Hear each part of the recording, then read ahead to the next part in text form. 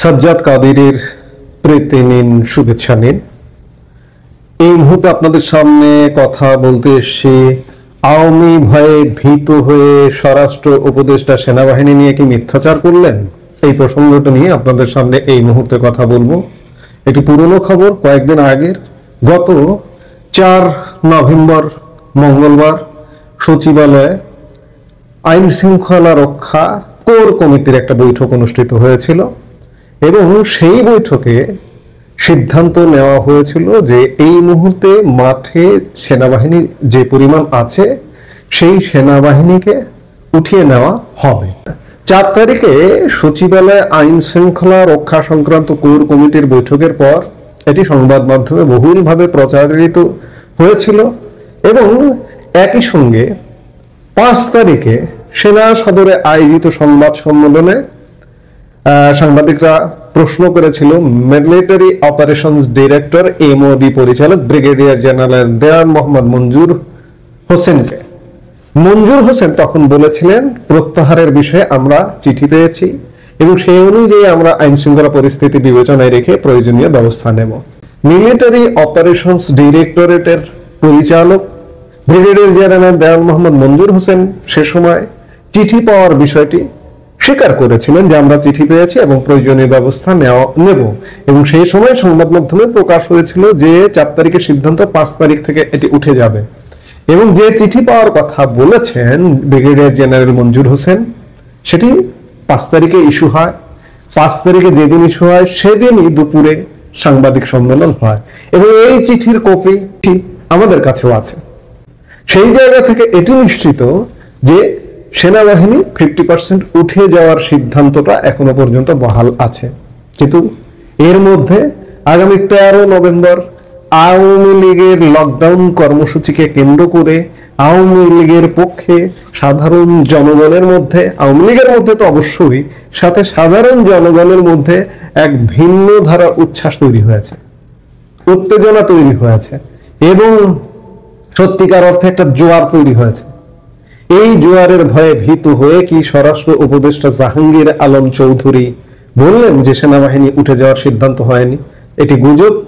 আমরা গত 15 মাস যাবত এই সরকারের নানা রকম মিথ্যাচার, একটা দেশের সরকার যে রাষ্ট্রীয়ভাবে মিথ্যাচার করতে পারে ইউনূস সরকারকে না দেখলে কেউ বিশ্বাস করবেন না।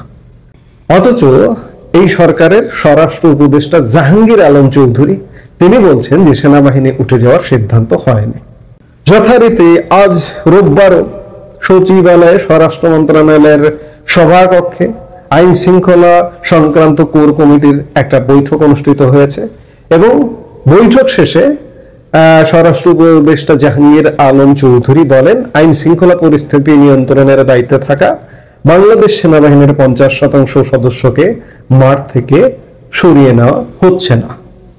তিনি বলেন এই মুহূর্তে সেনাবাহিনী আগে যেমন ছিল তেমনই থাকবে, তাদের উঠিয়ে নেওয়া হচ্ছে না। তাহলে মিথ্যাচার কে করলেন, জাহাঙ্গীর আলম চৌধুরী নাকি এই যে চিঠিগুলো, এই যে চিঠি দেখুন আমাদের কাছে যে চিঠির কপি দেখুন, এটা 5 তারিখের একটা চিঠি। বিভিন্ন বাহিনীতে এরকম চিঠি ইস্যু করা হয়েছে। জাহাঙ্গীর আলম চৌধুরী সত্য নাকি এই চিঠিটা সত্য এবং জাহাঙ্গীর আলম চৌধুরী কি মিথ্যাচার করছেন নাকি আওয়ামী লীগের লকডাউন, আওয়ামী লীগের কর্মসূচিতে ভয় পেয়ে সেনাবাহিনীকে ইউনূস কনভিন্স করে আবারও কি রাজি করিয়েছে? যেহেতু এটা আজকে বিকেলের ঘটনা, মিটিংটা বিকেলে হয়েছে, আমাদের কাছে এখনো পর্যন্ত এই সংক্রান্ত কোনো চিঠি আসেনি। আমরা হয়তো আজকেই বা কালকের মধ্যেই আমরা চিঠিরও হয়তো দেখা পাবো যে সেনাবাহিনী, জাহাঙ্গীর আলম চৌধুরী যেটা বলছেন যে সেনাবাহিনী মাঠে থাকছে সেটা কি সত্য কি না। আসলে আমাদেরকে রীতিমতো একটা গোলকধাঁধার মধ্যে ফেলে দিয়েছে ইউনূস সরকার। নানা ক্ষেত্রে মিথ্যাচার, আজকে এই ক্ষেত্রটা নিয়েও মিথ্যাচার।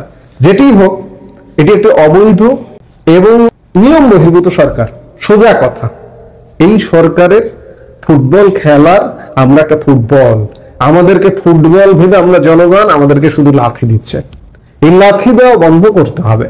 আওয়ামী লীগ যে কর্মসূচি নিয়েছে সেই কর্মসূচির উপরে বাংলাদেশের অনেক কিছু নির্ভর করবে। এমনটা বলছি না যে 13 তারিখে এই সরকার পতন হয়ে যাবে, তা কিন্তু নয়। কিন্তু আওয়ামী লীগের শক্তি প্রদর্শনটা বিষয়। আওয়ামী লীগ সংগঠিত হয়ে শক্তি প্রদর্শন করতে পারবে কিনা সেটি বড় বিষয়। আওয়ামী লীগের একটা গুরু দায়িত্ব, যে কর্মসূচি দিয়েছেন, আপনারা শক্তি প্রদর্শনের কর্মসূচি দিয়েছেন, এই শক্তিটা প্রদর্শন করে দেখাবেন, নইলে বড় ক্ষতি হয়ে যাবে। কিন্তু এই হায়নার দল আরো বড় সুযোগ পেয়ে যাবে।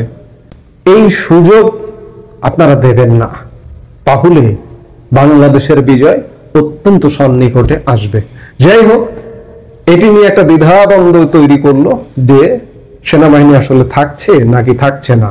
আরেকটি ঘটনা আমি যেটি বলেছি যে ম্যাজিস্ট্রেসি পাওয়ারের টাইমও শেষ হয়ে যাচ্ছে এ মাসের মাঝামাঝি 15-16 তারিখের মধ্যে, সেটি বর্ধিত হয় কিনা সেটি দেখবার জন্য আরো কয়েকদিন অপেক্ষা করতে হবে। আগামী 3-4 দিনের মধ্যেও বর্ধিত হয় কি হয় না এটি নির্ধারিত হবে, সময়টা এগিয়ে এসে সেটিও দেখবার বিষয়।